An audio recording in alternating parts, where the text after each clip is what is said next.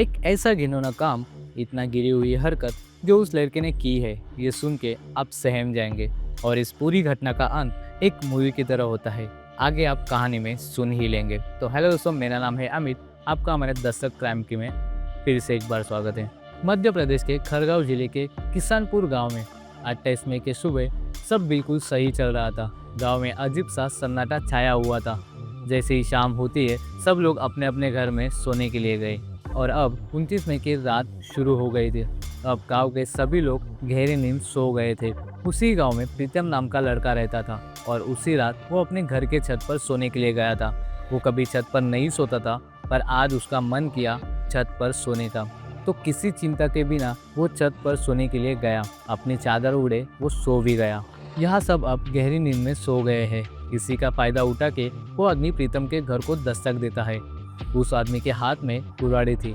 उसने बिना कोई आवाज किए वो छत पर पहुंच गया। प्रीतम अपने सपनों में खो चुका था। उसे नहीं पता था कि ये उसकी आखिरी रात का आखिरी सपना होने वाला है। उस आदमी ने उसे गहरी नींद में देख के उस पर वार करना स्टार्ट कर दिया।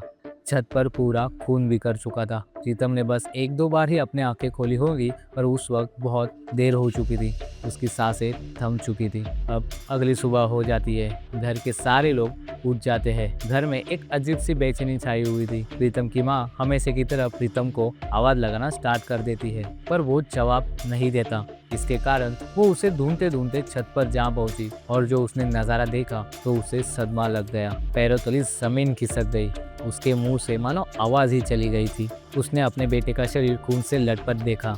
हर जगह से खून निकल रहा था। वो जल्दी से नीचे की तरफ भागी और घर वालों को ऊपर लेके आई। देखते ही देखते ये बात पूरी गांव को पता चली और भीड़ जमा हो गई। हर कोई हैरान था कि आखिर ये कैसे हुआ और किसने किया होगा। पूरा गांव डर चुका था। प्रीतम के साथ जो घटना घटी है वो हमारे बेटों के साथ भी हो सकती है। प्रीतम को गांव के सभी लोग पहचानते थे। वो शांत किस्म का लड़का था, ना किसी से झगड़ा था, ना किसी से ज्यादा बातचीत। गांव वालों ने तुरंत पुलिस स्टेशन को खबर कर दी। वो घटना स्थल पर पहुंचे। पुलिस ने अच्छे से छत्तीस जांच की। घटना को देखकर साफ पता चल रहा था कि ये जिसने भी किया है किसी क्रूरता से ही किया है। सबसे पहले पुलिस वालों को लगा कि ये खून किसी झगड़े की वजह से हुआ है, पर जब पुलिस पूछताछ करने लगती है तब उन्हें लोगों से पता चलता है कि उसका किसी के साथ कोई गैर व्यवहार नहीं था। तो अब यहाँ पुलिस इस उलझन में फंस जाती है कि आखिर किसने इसका खून किया होगा, कौन है जो इसे मारना चाहता था। पुलिस यहाँ जोरों से इन्वेस्टिगेशन कर रही थी। गांव के एक एक आदमी से पूछताछ करते हैं और घर वालों से भी। तब उन्हें पता चलता है कि उस रात छत पे प्रीतम अकेला नहीं सो रहा था। उसके साथ उसका कजन भाई भी था। पुलिस को यह जानकारी बहुत अहम साबित होती है। उन्होंने तुरंत उसे पूछताछ के लिए बुला लिया। उससे पूछताछ शुरू की। उसका कजन भाई उन्हें बताता है कि मैं गहरी नींद में सो रहा था, इसलिए मुझे ना किसी की आवाज आई ना आने की आवाज। लेकिन यहाँ पुलिस वालों को उनके बातों पर विश्वास नहीं हो रहा था कि इतना बड़ा हादसा उसके बगल में ही हुआ है और उसे पता तक नहीं और ना ही आवाज भी आई। अब आपको क्या लगता है, प्रीतम के कजन भाई ने ही उसको मारा है या फिर कुछ और? आप हमें कमेंट में बता दीजिए। मैं आपको मौका दे रहा हूँ डिटेक्टिव बनने का। खैर, पुलिस वालों को कोई भी सुराग नहीं मिल रहा था। उन्हें नहीं पता चल रहा था कि आखिर खून करने वाला है कौन। ये केस धीमा हो गया था। लेकिन तभी उन्हें एक बात पता लगती है कि प्रीतम के घर में एक चाचा रहा करते थे, लेकिन वो अब यहाँ नहीं रहते। यानी कि वो अपने फैमिली को लेके महाराष्ट्र चले गए हैं।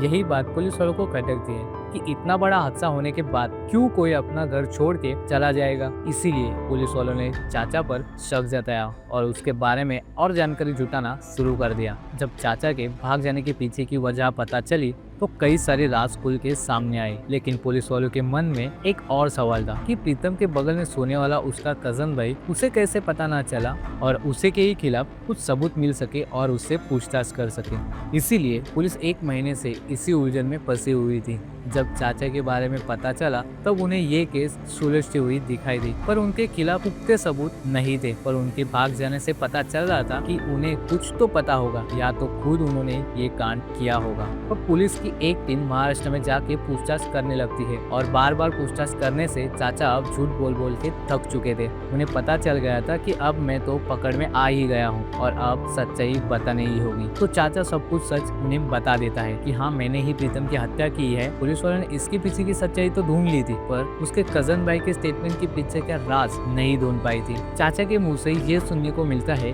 कि प्रीतम और उसकी कजन बहन के बीच अनैतिक संबंध है। गांव के कुछ लोग ये बात पहले से ही जानते थे, पर शायद ये बात परिवार वालों को भी नहीं पता था, सिर्फ उसके चाचा को पता था। अब ये घर वाली बातें, उनके प्यार का चक्कर धीरे धीरे गाँव वालों के चर्चा का विषय बन चुका था और यही वजह थी कि चाचा के दिमाग में गुस्सा भरा था और वही गुस्से ने उनसे ये कांड करवाया। हालांकि उन्होंने अपने बेटी को डांट भी लगवाई और एक बार मारा भी था, इसलिए उनकी बेटी ने इन्वेस्टिगेशन में मुंह नहीं खोला था।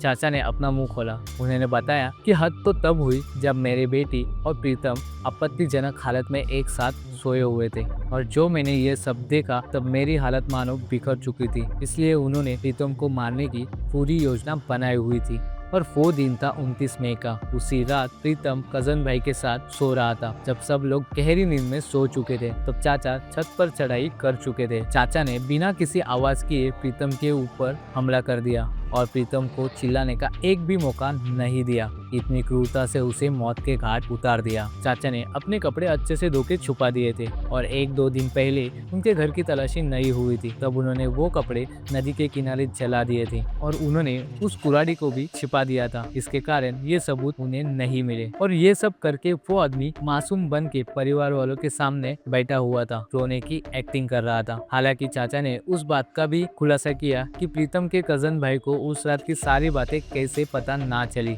वो मैं आपको आगे बताऊंगा।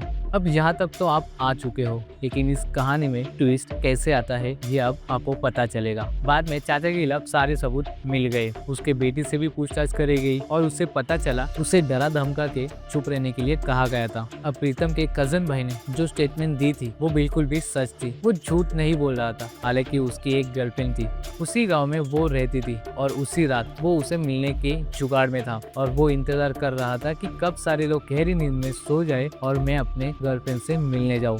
और इधर उसका चाचा भी यही इंतजार में था कि कब वो जाए और मैं अपने घटना को अंजाम दूं। और सुबह के 3 बजे वो अपने प्रेमिका से मिलने चला जाता है और फिर चाचा ये देख के वो अपना काम करने आ जाता है और उसका भाई इसलिए चुप था, अगर वो मुंह खोलता तो उसके प्रेम कहानी का खुलासा हो जाता। अब यहाँ कौन गलत है यह हमें कमेंट में बताना ना भूलें। मिलते हैं ऐसे ही नई वीडियो के साथ, तब तक के लिए बाय।